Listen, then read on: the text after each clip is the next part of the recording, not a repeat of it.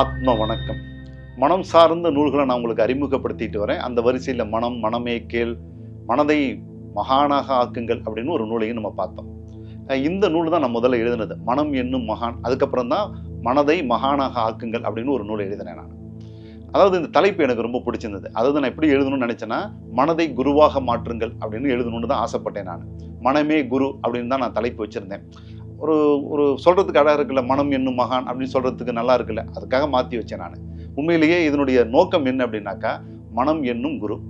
இந்த குரு உங்களை வழி நடத்தணும். குரு எங்க இருக்கிறார்? உள்ள இருக்கிறார். வெளியில இருக்கக்கூடிய புறம் சார்ந்த குருகள் உங்களுக்கு சில ஆலோசனைகளை உபநிஷங்களை கொடுக்கக்கூடியவர்கள். ஆன்மாவிற்கான குருவே உள்ளதான் இருக்கிறார். அவர் தான் குரு. அப்ப அந்த மனசை குரு சொல்றது மாதிரி மாத்திக்கிறது, அல்லது அந்த மனசையே குருவாக மாத்திக்கிறது. அந்த குருவை வழி நடத்தக்கூடியவர் ஒருத்தர் உள்ள இருக்கிறார். அதை பத்திலாம் நம்ம வகுப்புகள்ல பேசுவோம். இந்த புத்தகம் எதை பேசுது தெரியுங்களா? சில தலைப்புகளாக பிரிச்சு மனசை பத்தின நமக்கு இதுவரைக்கும் புரியாத சில விஷயங்களை, மனசை நம்ம இப்படியெல்லாம் கூட மாத்திக்கலாமா? அதாவது எதை தான் மாற்ற முடியாது, எல்லாமே மாறிக்கிட்டே இருக்கக்கூடியது தானே. உலகத்துல எதை தான் மாற்ற முடியாது. நம்ம கிட்ட இருக்கக்கூடிய இந்த மனசையே நம்மளால மாற்ற முடியலன்னா வேற உலகத்துல இருக்கக்கூடிய எந்த விஷயத்த நம்ம மாற்றுவோம்?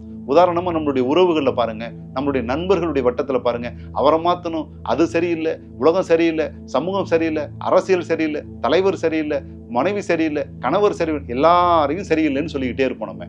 ஆனா இங்க இருக்கக்கூடியதை சரியாக்குறதுக்கு எந்த முயற்சியும் எடுக்க மாட்டோம். அதுதான் இந்த புத்தகத்தினுடைய நோக்கம். இங்க இருக்கிறத நீ முதல்ல சரி பண்ணு. மறைந்திருக்கக்கூடிய மனம் என்ன செய்யும்? முக்கியமா மனசனுடைய ஆற்றல் என்னவாக இருக்கும்? இந்த கனவுகள், அப்புறம் கனவினுடைய பொருள், அதுக்கப்புறம் இந்த பயம், பீதி, கோபம், பயம் எப்படி உற்பத்தி ஆகுது? அதை எப்படி நாம சமநிலையா வச்சுக்கிறது? உங்களுடைய மனசை அல்லது உங்களுடைய எண்ணங்களை உணர்ச்சி வசப்படாம சம நோக்கோட ஒருத்தவரை பார்க்கறதுக்கு எப்படி பழக்கப்படுத்துறது அப்படிங்கக்கூடிய அற்புதமான விஷயங்கள் இது உள்ளார இருக்கு. அதனாலதான் இதுக்கு மகான் அப்படின்னு நான் பேர் வச்சிருக்கேன். கண்டிப்பாக அனைவரும் படிக்க வேண்டிய ஒரு அற்புதமான ஒரு நூல். குரு மகரிஷியினுடைய ஆசீர்வாதங்கள்.